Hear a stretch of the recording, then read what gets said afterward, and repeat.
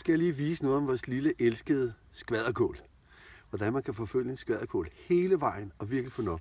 Prøv at se den lille skvalderkål, der er gået helt dernede fra. Skal jeg se her, nu forfølger jeg den. Ned under den før, på den sidste plante. Og så kører jeg under jorden. Se her. Den skal ikke rødden over. Se skvalderkålen her. Hop, der kommer den næste plante. Den næste udskyderplante. Prøv at se her. Så kører vi videre endnu. Se her. Se her, jeg kan få den hele. Ups, der var lige en til. Det var 2. Kører bare ind under. Op. Se her. Se, den er ikke brudt endnu. Prøv at se her, hvor jeg har forfulgt skvalderkålene her. Nu prøver jeg lige at gå ned og se. Der er ikke så meget som en eneste lille tot tilbage. Den er helt ren. Hvis man skal den over, så kommer der bare en ny plante. Og hvis man skal den over i 10, så kommer der bare 10 nye planter.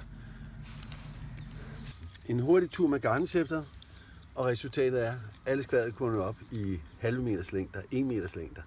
Alt efter hvordan jorden er.